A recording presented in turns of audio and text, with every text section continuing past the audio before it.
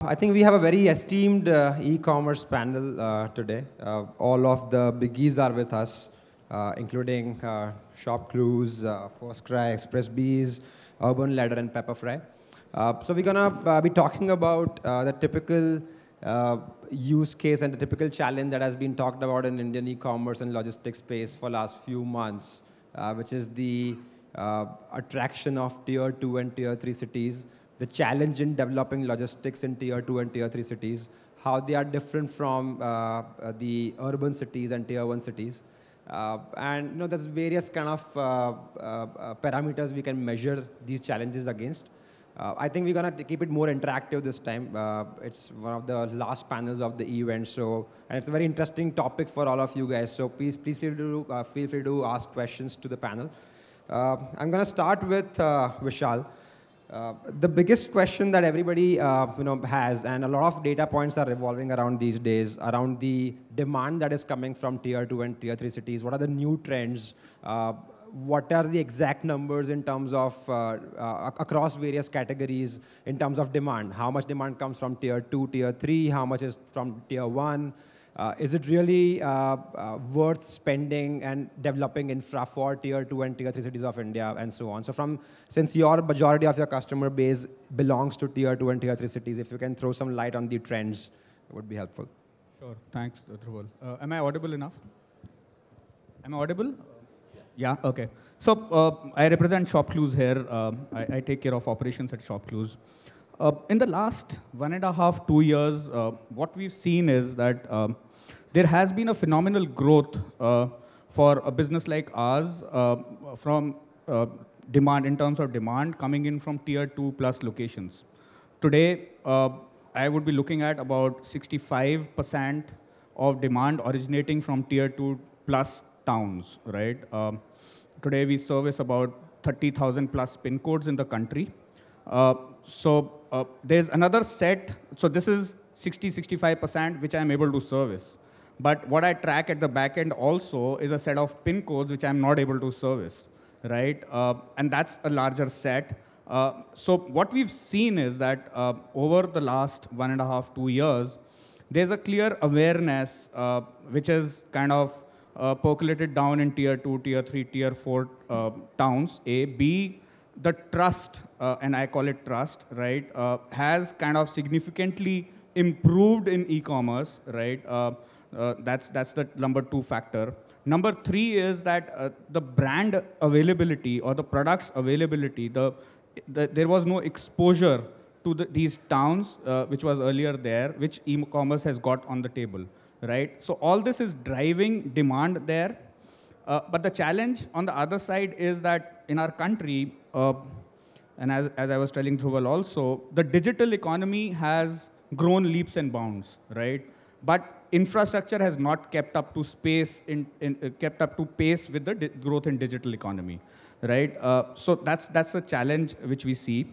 The national players, the national third-party logistic players are trying to solve this problem. But the challenge on their side is that the load has to be meaningful for the tier 3, tier 4 towns, right? And that's what I keep hearing from them. But we're getting there, and it's a challenging business to be in, right? Yep. Sure.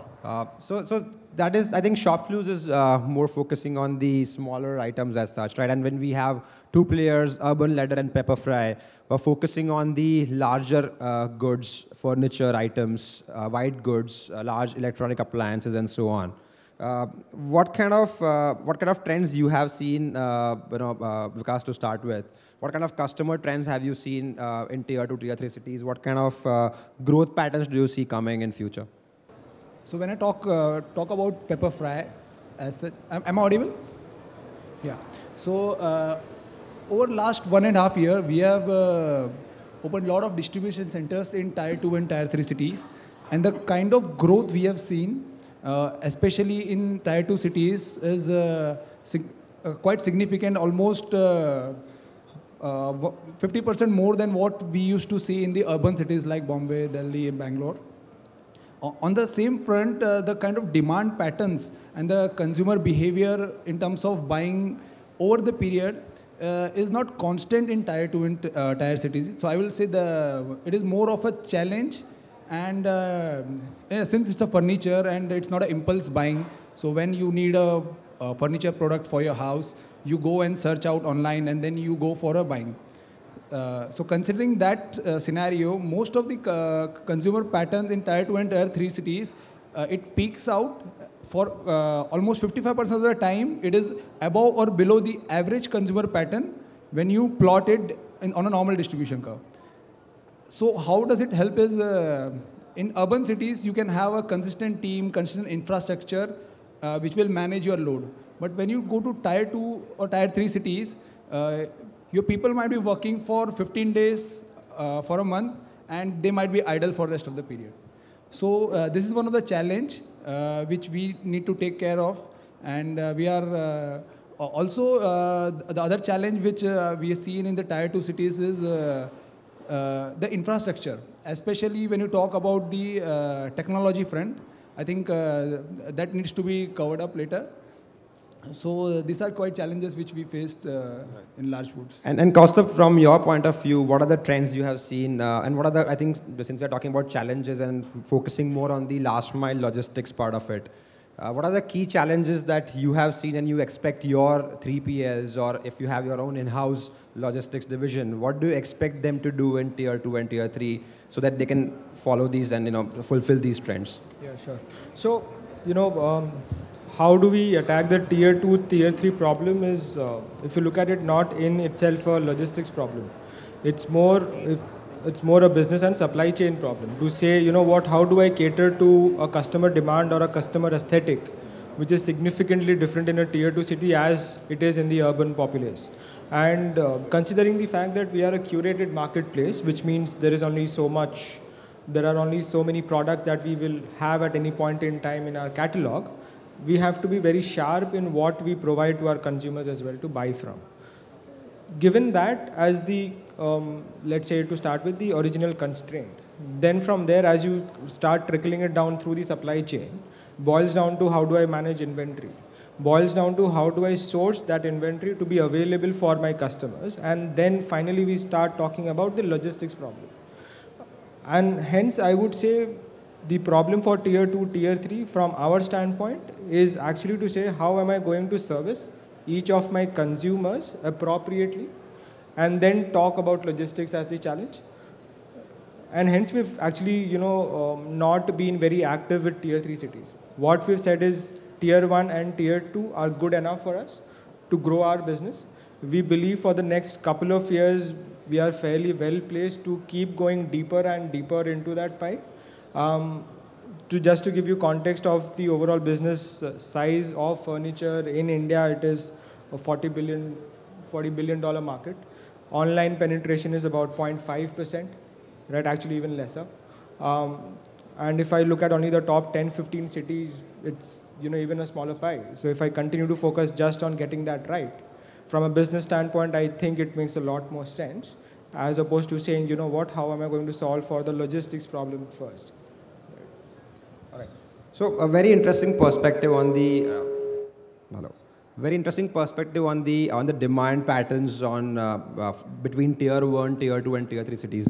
So Amitabh, all these guys have various thoughts on it depending on their category, their marketing spend or marketing focus and so on. What kind of trends have you seen from your customers when they come to you? And since you have one of the largest distribution network in India, do you see tier 1 and tier 2 are still aggressive and we don't have to think about tier 3, tier 4? No, if you feel, no, yes, I think tier 3, tier 4, tier 5 are also equally important. What kind of steps are you taking? What are the basic thoughts you have in terms of expanding reach to those small towns also? And number 2 question, how do you manage utilization across all these so many cities that we talk about? Okay. I think the basic challenge I would not say tier 2 is that much challenge, maybe tier 3, 4, and 5. The basic challenge is twofold. One is infrastructure in terms of making the goods reach there on time. Because 3, 4, and 5 is always on surface. The co-loading facilities are not too many and sometimes quite unreliable. So infrastructure is one challenge. Second challenge, as somebody rightly, everybody, Vishal also said, and you also said, is the utilization. How do I ensure that how do I put in an optimum infrastructure so that it's fully utilized? And there's another challenge, which probably not many people, from our point of view, there's another challenge as a provider, is the human resource challenge. Unfortunately, logistics industry over the years had been pretty limited, or the growth opportunities were not that much high. So the quantum of qualified manpower in this industry is very, very less, especially in operations. And with e-commerce booming, with more companies booming, a lot of those manpower who were there in peripheral cities have been drawn towards maybe tier 1, tier 2 city for better prospect, better living, better lifestyle, and all those things. So finding a good executive in tier 3, 4, or 5 is also a big challenge. Every city, I believe, because there's a lack of uniformity in the country, whether in terms of infrastructure, B in terms of utilization, C in terms of manpower, I think our approach has been to treat each of these cities as a unique case and try and find a solution. And we are there in 270 odd cities. So if you remove the top 20 or 31, so you have taken away all the metros and tier 1. So we are present in another 230 to 240 tier 3, 4, or 5 cities. So it is each city is a case study in itself. So we look at a combination of factors and see what works. But I think one of the biggest challenges is finding the right. We are in the service industry. You need to have the right person in the hot seat. So finding the right person has been one of the biggest challenges. And this is the same reason where I see, we have a competition as well. There are like 3, 4, 5 e-com delivery companies, and there are like traditional companies as well.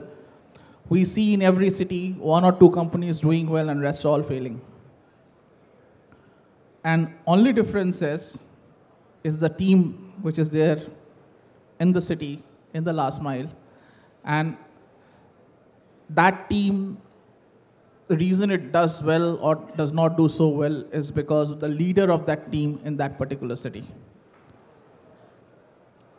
So another approach that we have taken is, we have consciously taken decisions of hiring quite a few people from outside the industry and grooming them, because now a lot of people see logistics as a high growth opportunity industry. Previously, probably that was not the case a couple of years back. Sorry, I'm being a bit critical about the industry, but I think I'm speaking the truth.